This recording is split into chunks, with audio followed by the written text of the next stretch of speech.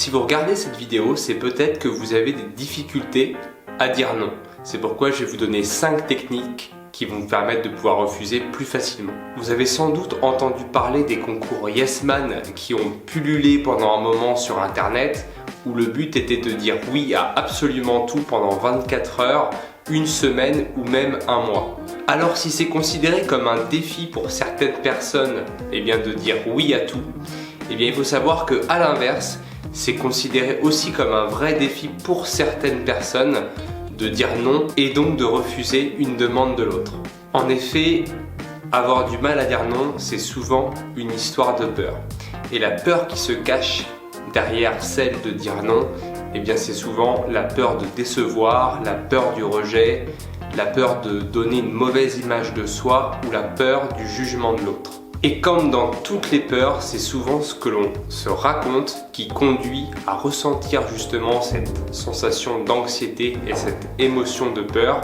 Et c'est ce qui conduit justement à éviter toutes les situations qui pourraient nous amener à dire non. Il y a plein de moments dans notre vie où on est amené à dire non. Ça peut être par exemple quand un collègue nous demande de l'aider sur un dossier alors que nous on est déjà débordé par les nôtres. Ça peut être quand un commercial tente de vous vendre quelque chose par téléphone ou dans un magasin. Ou ça peut même être quand un ami vous demande une certaine somme d'argent ou un service que vous ne pouvez pas lui rendre. Il y a de nombreuses personnes qui vont se sentir mal à l'aise dans ces situations et qui vont soit premièrement accepter quelque chose qu'elles ne souhaitent pas ou deuxièmement refuser d'une manière un petit peu trop agressive et qui risque de créer un conflit derrière, ou troisièmement d'inventer un mensonge qui se saura peut-être par la suite et qui causera des problèmes. Alors est-ce qu'il n'y aurait pas tout simplement un moyen de dire non pour que cela soit mieux accepté par l'autre et en même temps qui nous permettrait de préserver une bonne relation avec notre interlocuteur? Je vous l'avais dit en début de vidéo, je vais vous présenter 5 techniques qui vont vous permettre de faire un refus plus efficace et qui vont être mieux acceptés par l'autre. Les 2 premières techniques sont à appliquer peu importe la situation. La première technique, c'est être direct et précis. Quand vous dites non, inutile de tergiverser autour du pot, ce qui viendrait en fait tout simplement atténuer votre refus ou même d'argumenter, ce qui donnerait une possibilité à l'autre de vous convaincre et de contre-argumenter. Argumenter, ça peut être utile pour convaincre, par contre c'est absolument déconseillé pour refuser. La deuxième technique, c'est de toujours terminer chaleureusement. En effet, pour que la personne ne se vexe pas et pour préserver une bonne relation, il est très important de terminer le refus par une note chaleureuse.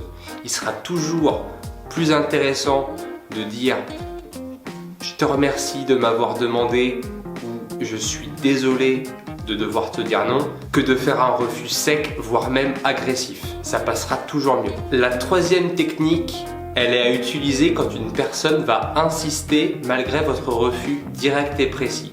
C'est la technique du disque rayé. Admettons que vous venez de refuser en étant direct et précis, que vous avez terminé chaleureusement et que pour autant la personne insiste. La plupart des personnes dans cette situation vont soit craquer et finir par accepter, soit argumenter, mais ce qui va finalement être contre-productif, on l'a vu. Dans ce cas-là, il y a une seule chose à faire, c'est répéter mot pour mot son refus sans apporter aucun argument supplémentaire. Au bout de la 2e ou de la 3e fois, il y a de fortes chances pour que la personne finisse par se décourager. Les 2 dernières techniques sont à utiliser pour les personnes les plus susceptibles et pour lesquelles la réponse serait le plus difficile à accepter. La 4e technique, c'est ce qu'on appelle la révélation de soi. Pour que le refus soit le plus efficace possible, il est conseillé d'en plus exprimer son ressenti émotionnel sur le moment. Si par exemple un ami vous demande de l'argent, une grosse somme d'argent admettons, il est intéressant et conseillé de dire « Je suis désolé, je ne peux pas, je suis vraiment gêné de devoir refuser ». Vous exprimez votre gêne du refus. Ou alors vous pouvez dire « Je me sens très mal à l'aise de devoir refuser, mais je vais devoir dire non ». La 5e technique, c'est l'affirmation de soi empathique. Quand vous exprimez un refus qui sera difficile à entendre et qui risque de déboucher sur un conflit, il est très important de faire preuve d'empathie, de faire comprendre à l'autre que vous comprenez sa situation difficile.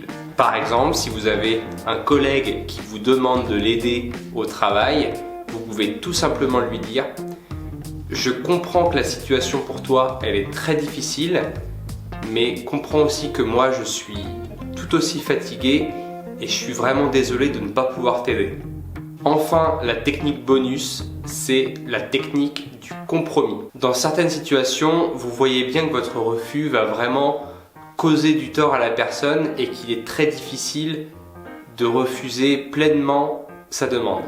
Dans ce cas-là, vous avez la solution d'essayer de trouver un compromis en essayant de trouver une alternative qui ne vous implique pas dans la résolution de son problème, ou alors de trouver une solution qui vous arrange à la fois vous et à la fois lui.